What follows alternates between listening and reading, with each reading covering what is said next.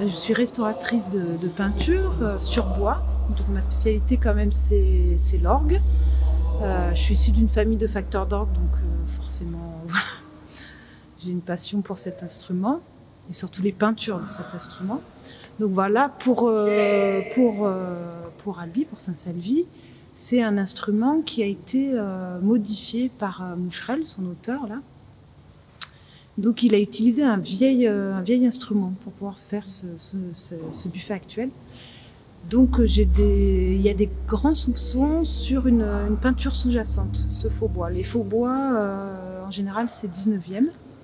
Donc je suis missionnée pour aller justement étudier ces différentes peintures sur les différentes parties du buffet. Donc il y a des parties 17e, des parties 18e, voilà, sur lesquelles il faut qu'on essaye de comprendre voilà, l'histoire de l'esthétique de ce buffet. Alors un buffet d'orgue, en fait, c'est un petit peu le meuble qui habille la partie instrumentale. Donc c'est la partie visible de l'instrument. Le faux bois, donc en fait, c'est simplement une peinture qui imite le bois. Donc ça, c'est des peintures qui ont été très courantes au 19e. Il y a beaucoup de portes cochères en faux bois. Faut quand même avoir l'œil, hein, mais pour les reconnaître. Mais voilà, c'était une mode.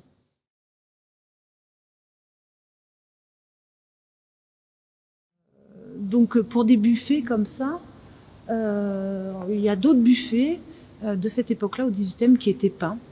Donc selon les régions, avec les pigments qu'il y avait autour, on peut trouver des verts et or, comme à Bordeaux, des rouges et or aussi à Bordeaux.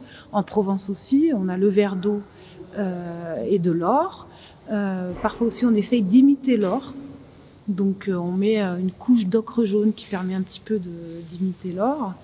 Et puis après, il y a des peintures qui sont beaucoup plus simples et modestes, qui sont par exemple juste une couche ocre jaune, qui fait que ça donne vraiment un bois clair et qui est, ça imite un bois clair. Et ça a souvent, moi je trouve que c'est souvent très élégant dans des églises un peu sombres.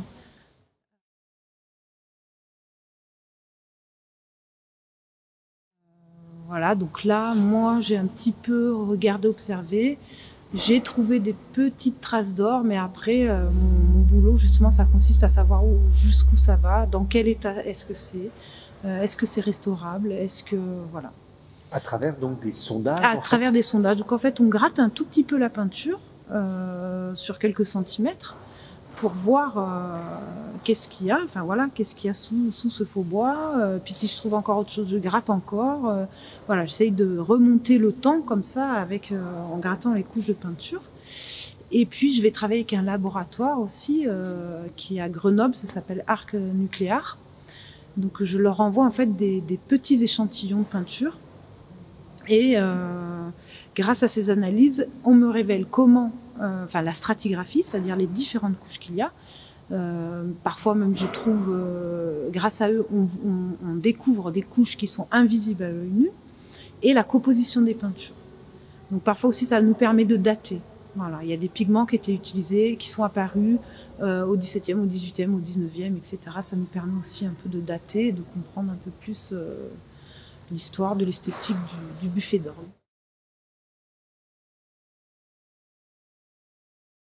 Il se peut qu'on trouve par exemple des peintures ou des dorures, mais qui sont en très mauvais état, ce qui explique ce faux bois, voilà, pour faire propre, hein, on faisait souvent ça.